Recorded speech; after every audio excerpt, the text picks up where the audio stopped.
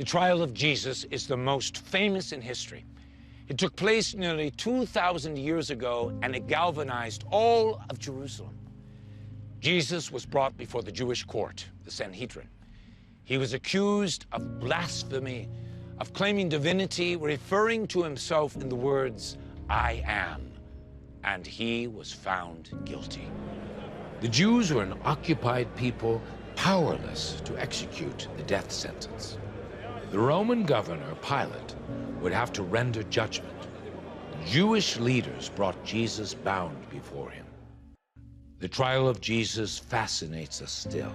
The charges boil down to a central question that echoes through the ages and is as crucial and hotly debated today as it was then. Are you the King of the Jews? Are you the Messiah?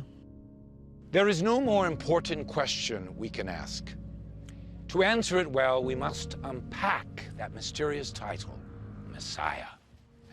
Its literal meaning is anointed one, the Hebrew form of the Greek word Christos, or Christ.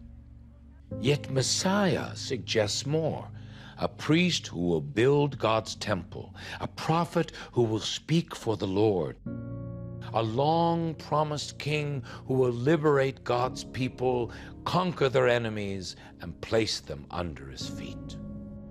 Messiah means, well, Messiah has so many layers of meaning. The only way to unravel them is to journey back through the centuries when these layers were acquired. Only then can we fully answer the question posed to Jesus at the trial, are you the Messiah? The first step of our journey takes us to when Israel was established as a nation. It is a moment when, as at the trial of Jesus, and at so many times in their history, the Jews were oppressed by a foreign power. And it is a moment when the Lord would rescue them in a dramatic fashion, claim them for himself, and lead them as their king. To be a Jew is to be a descendant of Abraham by way of Isaac and then Jacob. Jacob, later known as Israel, would father 12 sons. Their descendants became the famous 12 tribes of Israel. God's promise to Abraham was really the beginning of the unfolding of salvation history. It was the beginning of the entire story of the coming of the Messiah. God promised Abraham in Genesis 12 that he would make him the father of a great nation.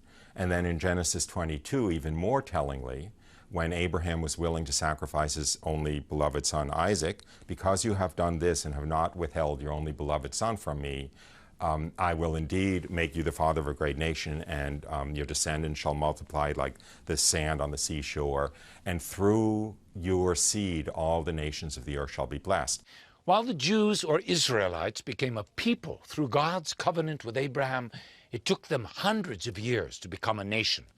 That occurred with the Exodus from Egypt, likely some 1,500 years before Christ. The Exodus is the defining event in Jewish history. It is the means by which the Lord brought the Israelites to their homeland and revealed himself as their king.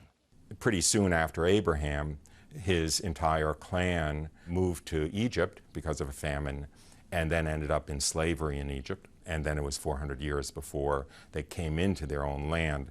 It looks from the outside like things were delayed, but in fact, wherever you look, where God works, you can see that the gestation period is really long. In Egypt, the yoke of slavery weighs heavily on the Israelites. They are forced to make bricks for Egypt's massive building projects. Their workload is raised, then raised again. The king of Egypt, Pharaoh, turns the screws on their chains tighter and tighter still. Ancient Egypt was really like the Rome of the ancient Near East.